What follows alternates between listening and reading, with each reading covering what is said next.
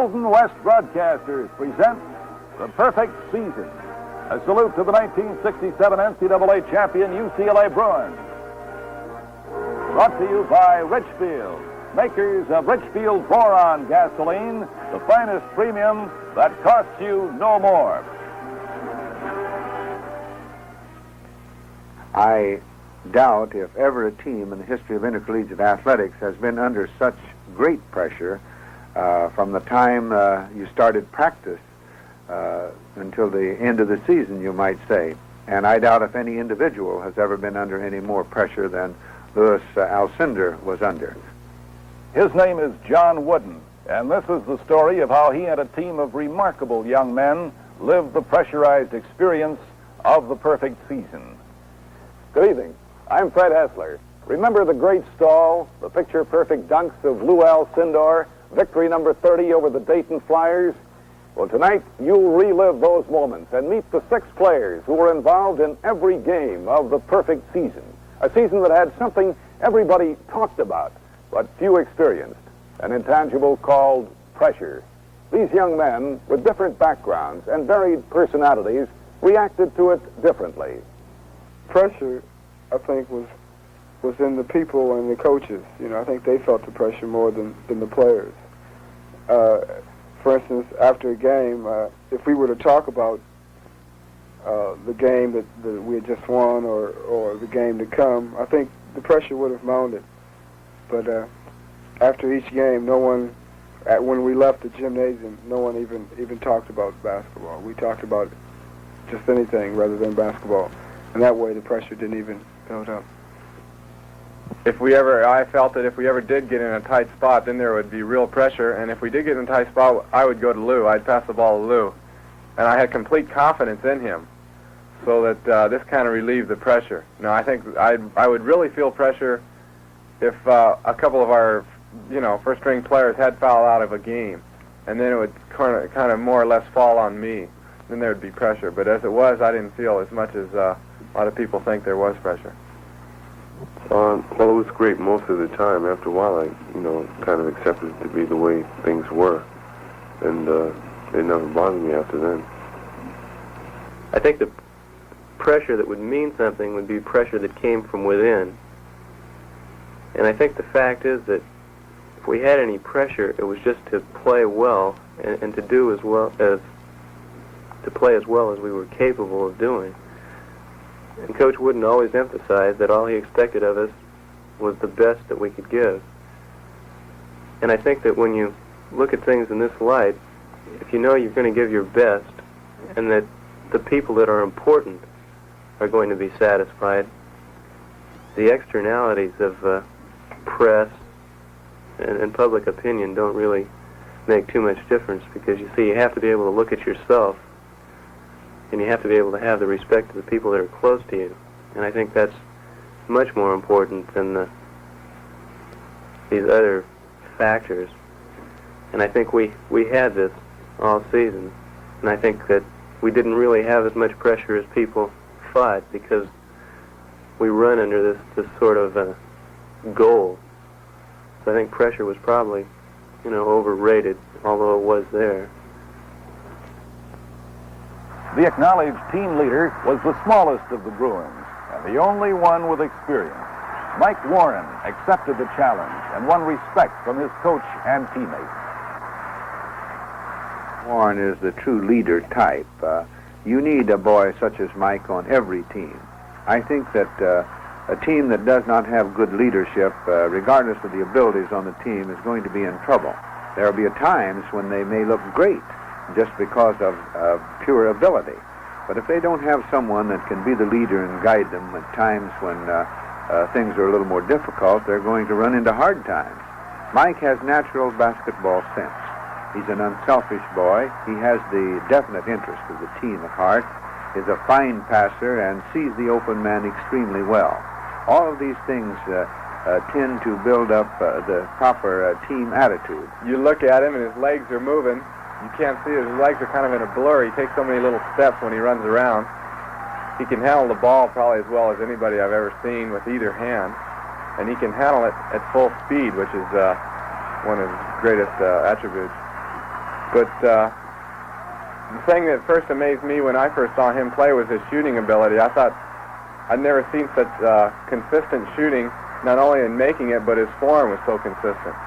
He's the floor leader, and he makes us go just about. He comes up with a good pass when you need it, and kind of like just gives us a little bit of impetus on offense. I think more than anyone on our team this year, he sacrificed his scoring potential and ability to help the rest of us, and particularly to help sophomores such as myself and Lynn at the start of the year get confidence in ourselves by passing up some of his shots to set us up more often. And I think it was just amazing the way he gave of himself to make this the team that it was. I think that was one of the most crucial and overlooked factors of this season. He can seem to dodge a guy when he's going his fastest and not even think about it. I've seen him times when he gets the ball, and there'll be a guy right behind him, and he'll have his back to the man, he'll turn, and then he'll still be able to dodge the guy, not even knowing he's behind him. I think this is his great ability to handle the ball at very fast speed. Significant events took place during the conference season for the Bruins. The first at Pullman, Washington against Washington State. The Bruins are in the dark uniforms, and at this stage, they are trailing by 1 point, and Lou Alcindor is sidelined with 4 fouls. This was our first road game. All of our other games prior to this time, including the LA Classic, had been held in Pauley Pavilion. And with a young team, you're not sure exactly what's going to happen when you take them on the road for the first time, and particularly when you go to a place like Pullman, Washington, where we've had trouble up there with real fine teams before, and many teams have had trouble up there. It's a difficult place to play. The fans are very rabid and support their team tremendously well, and that has a decided effect, and I think makes Washington State play extremely well. Therefore, I was concerned about how we would play. We met pressure for the first time up there, and actually it's the only game during the entire season that we trailed in the second half, and we were behind by 1 point for a few seconds at any rate in the second half of that ball game. So when we came back after being behind in the second half and with Lou in foul trouble and won by 9 points and apparently had the ball game in hand in the last couple of minutes, that was the most gratifying win, and I think meant a lot to us as well.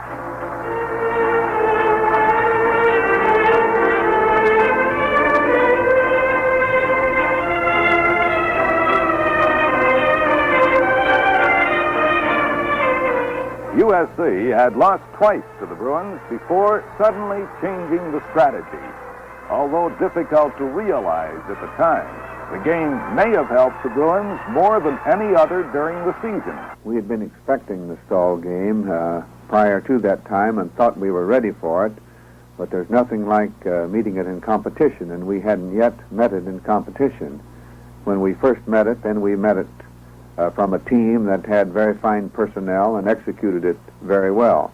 And I felt at that time perhaps our boys, subconsciously at any rate, had become a little satisfied with themselves and perhaps a little complacent in spite of anything we could do.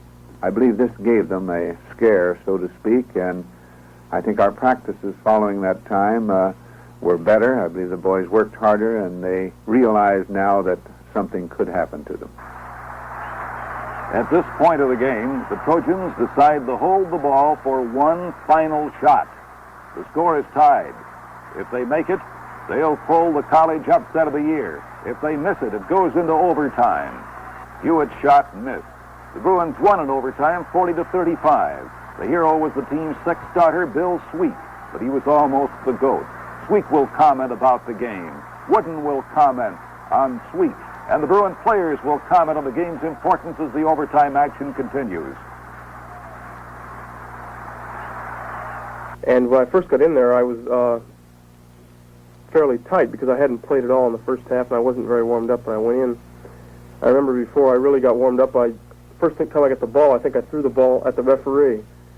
See, I saw him out of the corner of my eye, and I thought he was a teammate. And this was the first mistake I made in the game. Then I made one later when I took a shot. I came from the top of the key. I broke down low, and Lou was on the other side of the basket, and I received a pass from Lucius Allen. And I was going away from the basket towards the baseline, and I took a short shot, which the coach later said I shouldn't have taken. And he told me that he wanted to take the good setup shot because we were in a good position at that time. I tried to atone for it, and I was fortunate to steal the ball on a bad pass. I anticipated a cross-court pass, and I stole the ball then. And then on the press, I stole the ball from their guard Jennings on the dribble. He lost the ball, rolled out in front of him when I came up and stopped him. And then I got the ball back right in a row. It was two quick plays like that kind of turned the tide, and I was very fortunate to be in the right place when these things happened. I remember one particular game when I was about ready to wring his neck. And if I could have got to him at that particular time, I'm sure that I'd have been tempted. But before I had that opportunity, other events took place which pleased me immensely. There was a steal, and he went under and scored. And there was another steal, and the ball passed off to another man who was fouled, and he got 2 free throws, and it enabled us to preserve our victory string and win in the overtime against our rivals. But Bill does certainly stir up a lot of action while he's in there. Up until the SC game, we really hadn't played well together as a team. And facing a stall, such as the stall that SC used, was something new to us as a team. And we really felt that in order to win or defeat anybody else that used the stall, we were going to have to regroup and get ourselves together, so to speak. And this, from then on, I think we really started playing well as a team. After the USC game, we found out that we had to work on a few other things, and then there was, in basketball, there are things that you can still get beaten by no matter how good you are. So we worked the rest of the year on the stall, working against the stall in practice, and then this enabled us to get up for the games in the future.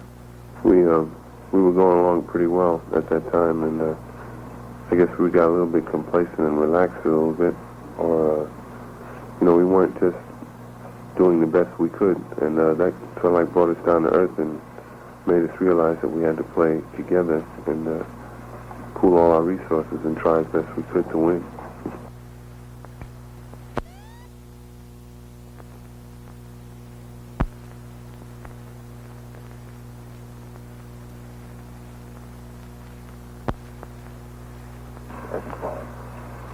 Well, I just go out there to win the game. I do everything I can to win the game, I try to put the ball in the hoop, and I try to play some good defense. I don't always come up to par, but that's what I'm out there to do. Lou Alcindor was the most publicized of the Bruins. He was a tremendous sophomore star and the drawing card for the Bruins, who played to over 350,000 fans, a collegiate record. Lou is probably the deepest boy on the entire team. Lou is a deep-thinking individual. He's well-read, and he's a studious type. He's, I think, a most intelligent young man. He's concerned about many things other than just basketball. He's concerned about the problems that confront us in the United States today and the problems that confront the world. He's just a deep-thinking individual. I'm sure that he puts basketball in the proper perspective. He doesn't put it ahead of his academic work, and I don't think any boy should. He's would appear to be moody in as much as he's not a smiling type of an individual as Lucius is, for example. Not difficult to handle. He's very receptive to any suggestions that you make. He works hard, gives you no problem at all in that respect. And I think he's very well liked by his teammates in almost every respect. And I think he's just one of the most remarkable young men that it's ever been my privilege to handle. He will look for the open man, and he will rarely work for a score unless it is needed. I think he works harder when a big basket is needed or when we're in a tight ball game. Often at the start of a game, he will work a lot harder, or when he's angry. And he stands out because of his ability to maneuver so well for a big man. Well, Lou, He was in a class by himself. The greatest offensive player I think the game's ever seen. The fact that he can score when he wants to, but even more importantly, I think he's the best passing center that the game's ever seen. I know time and again this season, I wouldn't even think that I was open for a shot myself, and there the ball would be right in my hands for a layup and 2 points, and it never ceased to amaze me. And I think at the end of the season, we all had so much confidence in Lou's passing that when he got the ball, we all looked like a bunch of flies going to a sugar lump. We all headed for the basket because we knew if we got open that Lou would get it to us and we'd get a chance to score. And it's really great having this tremendous force offensively on your team, and then defensively, he's just the greatest. He intimidates everyone, and he blocks so many shots, controls the boards. I just don't think you can say enough about Lou.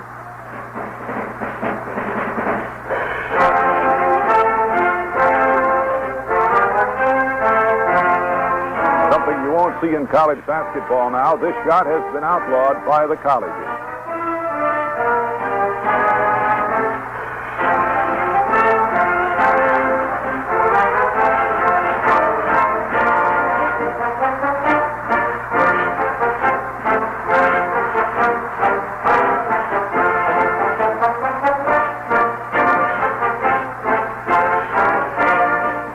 The team had its clown friends, an outstanding guard from Kansas City, and Lucius Allen had a personality all his own.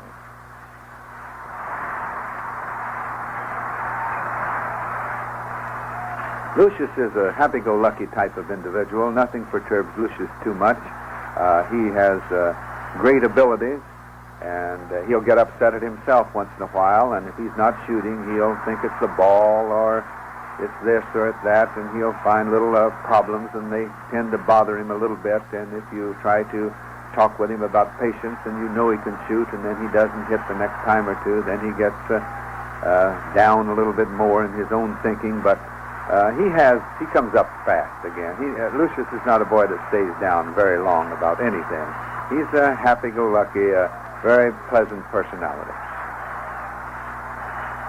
Lucius is amazing because of his quickness and his speed.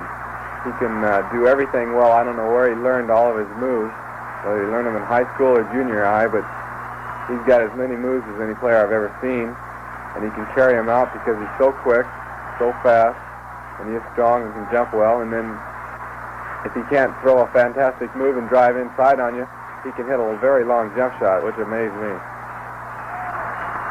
Lucius is a great guy to play with. He's great help on defense. When you need to have somebody out there trying, to get the job done, Lucius is always out there doing it. And offensively, fantastic. Well, Lucius probably, I don't know, he has the finest moves I think I've ever seen, with maybe the exception of Oscar Robertson. Well, once again, Lucius is by far the quickest guard that I've ever seen. He has all the abilities to do everything. He rebounds well, he shoots well, he passes well, he dribbles well. He's an excellent guard. Well, Lucius has all the moves. He has the ability to get the shot up underneath, I think, even though he's a small man, because he can jump real well and he has great timing.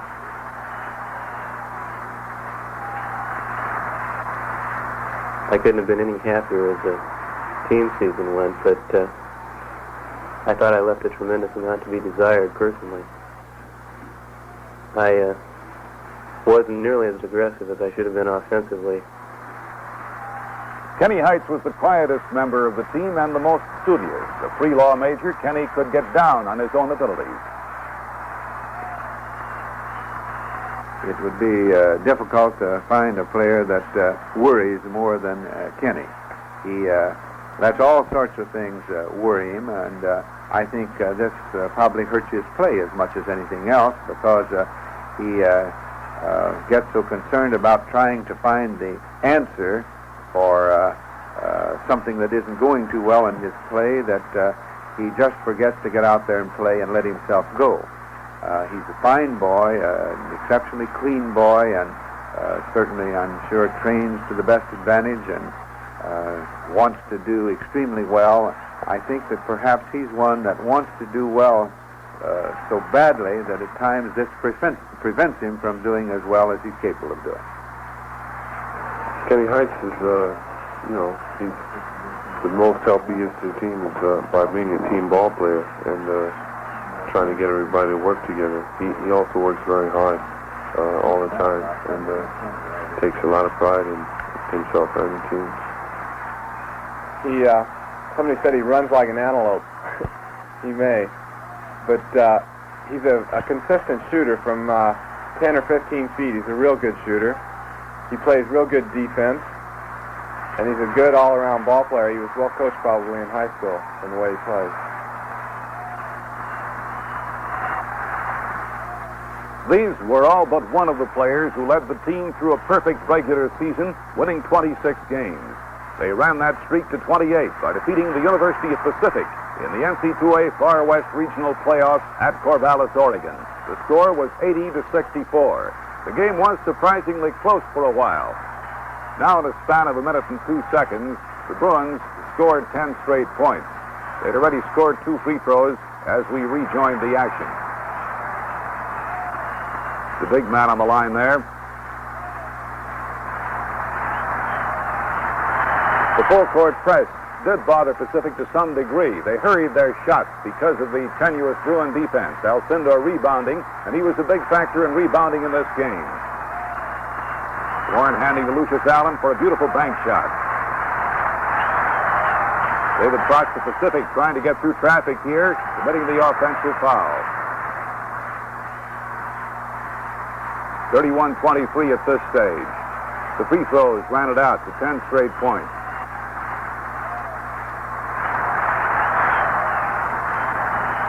Fox, the ball stolen by Mike Warren, who slipped it in. After that, it was on to Louisville. Houston was expected to give UCLA its severest test for the NCAA championship. One of the reasons they didn't was the left-handed shooting of Lynn Shackelford, whom you'll see scoring 4 points. I always thought I was a little different until I started watching the Coach Wooden show on Tuesday nights this year and the films of some of our games. I always thought that I looked a lot different. After seeing these films, my shot looks very odd to me. And it seems like I take too long to get it off sometimes. But I look real odd probably because I'm left-handed. I don't know if I am really. But it does look odd because I'm left-handed. And I do have a weird shot, which I don't think I'm really proud of it because it is weird, but sometimes it's effective. The Big E, Elvin Hayes, was having his troubles there. As you can see, he traveled going in against the Big A, Alcindor. The Bruins took the ball out of bounds at this stage. They led by 5, were never headed. Ball almost stolen there by Houston, but the Bruins managed to do their share. Both teams scored at this stage, and the action was fast and furious. Vern Lewis in backcourt here for Houston. And here's an interception. That was by Jim Nielsen, who played a big hand in this game. His ruggedness was needed. Mike Warren now directing traffic. Shackelford covered that time. Here's Mike Warren taking the long outside shot. It doesn't go. There's a scramble, and this time a strong rebounding team. Houston managed, but they committed a number of ball control errors. Lynn Shackelford, a sophomore from Burbank, earned praise from his coach and teammates. Shackelford is a very intense boy. He's serious. He's out early for practice and works hard, and yet he has a tendency to worry a little bit here and there, but he gives you his best in practice at all times, and I feel that he's one of the boys that definitely improved the most this year. Well, he works very hard all the time, and he can really put the ball in the hoop. It goes without saying that he's a great shooter. And if I were a scout, I'd have to say I would play him as tight as I possibly could to try to force him to drive if I could, because if you let him shoot, he's going to kill you. Warren has one of the greatest shots of any college player that I've ever seen or ever expect to see, really. His eye is unerring. I've never seen anyone with the capabilities to shoot as well as Lynn.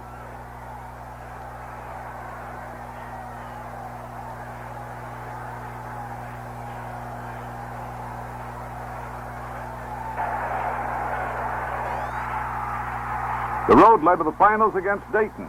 The Bruins won the game 79-64, and with it their third NCAA title in 4 years. It was a year John Wooden could look back on with pride. You can never stand still. I try to point out to my players individually that they either continue to improve a little or they go backwards.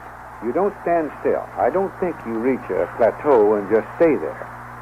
I want them to be afraid, in a sense, to fall down. I think we accomplish things oftentimes by being afraid to lose or being afraid that we will fail in some respect. And I want to get that idea across to the players. Now, I don't want them to be ashamed if they don't attain their objective. I want them to always be able to keep their head up and have a certain amount of satisfaction in knowing that they tried their best. And if they do that, you know, they never really fail. They may fail in the eyes of other people, but that's like reputation and character. A person's reputation isn't always what their character is. And you and I ourselves are the only people that truly know what our characters are. And to Mike Warren will fall another challenge next year, the battle against overconfidence. I think that the main thing is that we like the idea of winning. And for years upon years, Coach Wooden has built championship teams. And everybody likes a winner, and no one likes to be a loser. And we have this certain pride that goes along with being a winner and a champion. And I don't think anyone wants to sacrifice any of the things that we have had happen to us this past season. I don't think anybody wants to give any of these things up. So I'm really not too. I really don't think too much about being overconfident next season, because I know Coach wouldn't let this happen. And so the only thing that I hope happens is that we can once again get together, as we have done this past season, and work as a team. Because the minute we start branching out individually, we're lost. Regardless of whether we win or lose, we're still lost.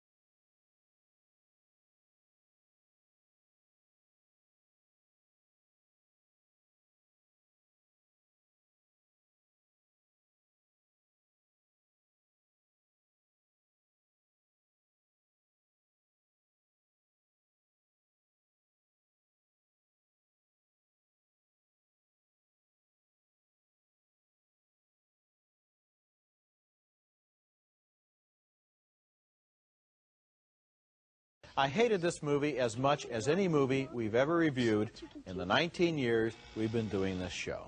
I hated it because of the premise, which seemed shockingly cold-hearted, and because this premise is being suggested to kids as children's entertainment, and because everybody in the movie was vulgar and stupid, and because the jokes weren't funny, and because most of the characters were obnoxious, and because of the phony attempt to add a little pseudo-hip philosophy with a Bruce Willis character.